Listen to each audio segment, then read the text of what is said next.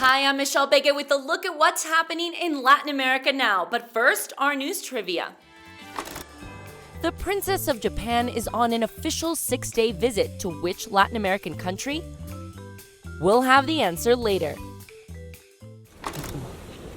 Officials in Chile are investigating what caused a deadly fire in the southern city of Coronel.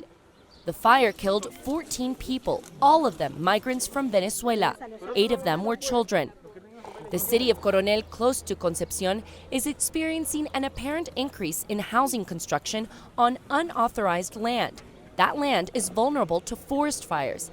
At the same time, tens of thousands of Venezuelan migrants trying to escape poverty are risking their lives to travel to Chile for better opportunities.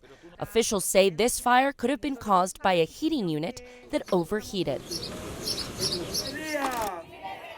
In Colombia's celebration over the safe release of kidnapped victim Miguel Diaz. He's the father of soccer star Luis Diaz, who plays for English Premier League Liverpool and for Colombia's national team. The armed group responsible, the National Liberation Army, known as the ELN, is currently negotiating a peace deal and is in a bilateral ceasefire. But they say the kidnappings are not part of the agreement, and they will continue what they call economic detainments for their financing. His mother had also been kidnapped but was immediately released. Venezuelan officials are working to regain control of their prison system. This week, the 5th prison seizure in a month occurred at the Vista Hermosa Penitentiary Center in the southern state of Bolívar. Gangs have taken over several prisons in Venezuela. The transfer of inmates is worrying for family members as other prisons become overcrowded. Families of the inmates are waiting to be given information as to where their loved ones will be transferred to. Now let's go to my colleague Joel Richards, who is covering a political scandal in Uruguay. Uruguay is embroiled in political scandal. The foreign minister stepped down last Wednesday. At the weekend, President Luis Lacalle Pou announced his interior minister and 2 other senior government officials had also resigned.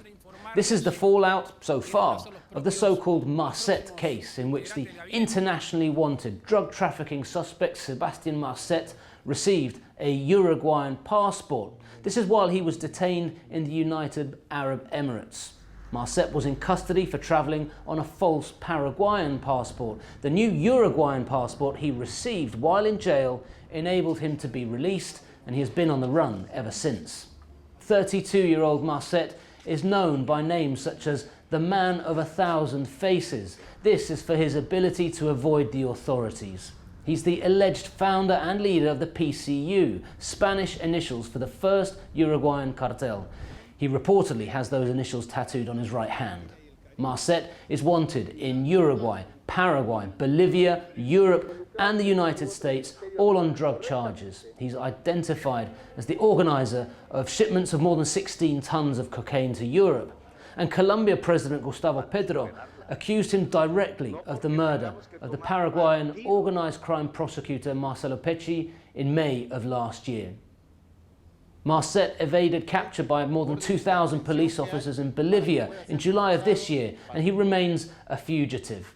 The political scandal over how he received a Uruguayan passport while under investigation in so many countries continues to shake Uruguay's institutions. And let's take a look at what stories we're following for next week. It's the final countdown to Argentina's presidential runoff elections happening on November 19th. In the lead-up, polls show the race is tightening. It's hard to know who will win. The race is between Peronist economy minister Sergio Massa and libertarian Javier Milei. The candidates are offering polarized visions for the region's third-largest economy. Massa had been leading in the polls, but the margin has dwindled. That's because Milei received the backing of conservative Patricia Bullrich, who came in third during the first round. And now the answer to our news trivia. The answer is C. Japan's Princess Keiko, daughter of the Crown Prince Akishino, is on a 6-day official visit to Peru. The trip is part of a celebration of the 150 years of established diplomatic relations between the Asian nation and the Latin American country.